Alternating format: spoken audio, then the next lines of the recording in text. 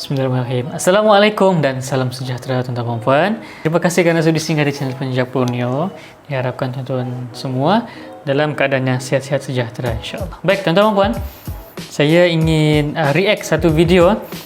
Ya, video ni viral lah di TikTok ya, tentang Imran Bad. Imran Bad tidak silap ya. Kata-kata Imran Bad. Jadi tanpa buang masa lagi, jom kita dengar dulu. Kita dengar, kemudian baru saya respon ya, insya-Allah. Okey, wahid, ithnain, thalatha. Bahasa Arab tuan-tuan. Wahid, ithnain, thalatha. Nak mati, amalan tak cukup. Nak hidup, tambah dosa. Aku pun tak tahu nak buat apa kat atas muka bumi ni. Kadang takutlah fikir, dosa banyak ni. Takkanlah aku nak mati macam tu je. Hidup, bila nak teruskan hidup, aduh, kena buat dosa lagi. Macam tu. Complicated hidup sebenarnya. Tak apa, lama-lama akan masuk kubur juga.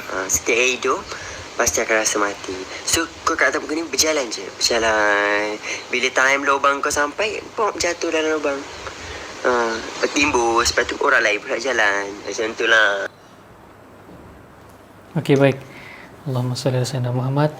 Baiklah, saya respon ni berdasarkan daripada perkataan ya, ataupun percakapan. Okey, bukan saya tembaklah individu tersebut. Tidak ya, tidak, bukan cuma perkataan itu. Okey, baik.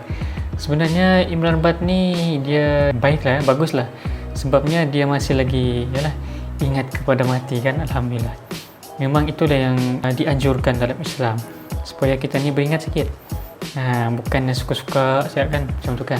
Yang kedua pula, Imran Bad mengatakan hidup ni macam aku tidak tahu membuat apa.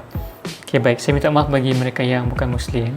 Okey, untuk yang Muslim, Allah Subhanahu Wa Taala sebut dalam surah Az-Zariyat ayat 56, A'udzubillahi minasyaitonir rajim, wa ma khalaqtul jinna wal ins illa liya'budun. Tidak aku ciptakan jin dan manusia tu melainkan untuk beribadah kepadaku. Itu kata Allah.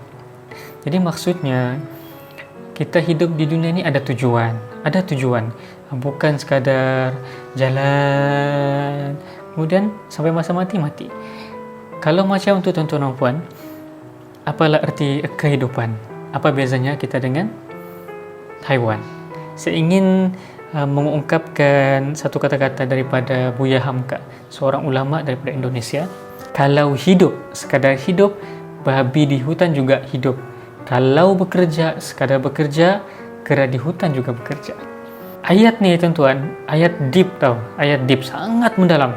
Sebab apa yang Hamka, seorang ulama ni, dia ingin bagi tahu, apa beza kita dengan haiwan kalau kita hidup di dunia ni tanpa tujuan, tidak beribadah, begitu kan?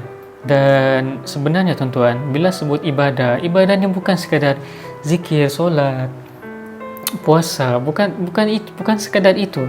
Malah bekerja pun dikira sebagai ibadah. Kalau tuan-tuan dan puan memang kerjaya sebagai YouTuber, okay? YouTuber sekarang ni kan. Kalau tanya anak-anak sekarang ni mungkin berbezalah zamannya kan.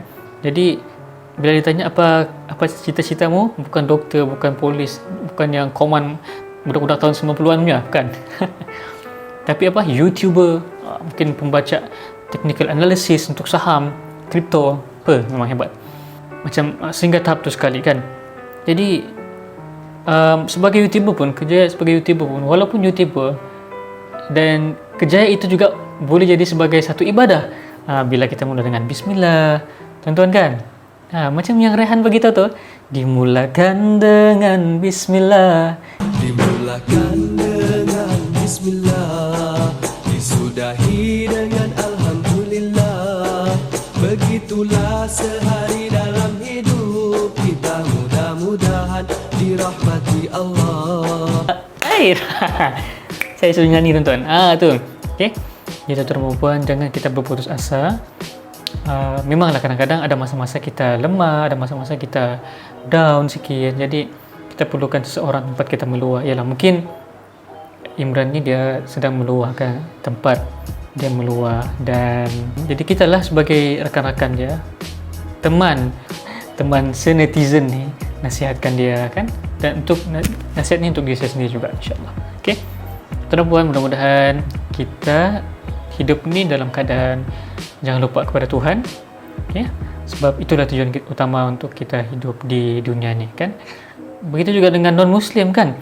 Walaupun, yalah, bukan zikir solat semua tu, cuma ada kaedah mereka tersendiri yang mengikut agama, mengikut kepercayaan masing-masing. Kan rukun negara yang pertama tu percaya kepada Tuhan, kan?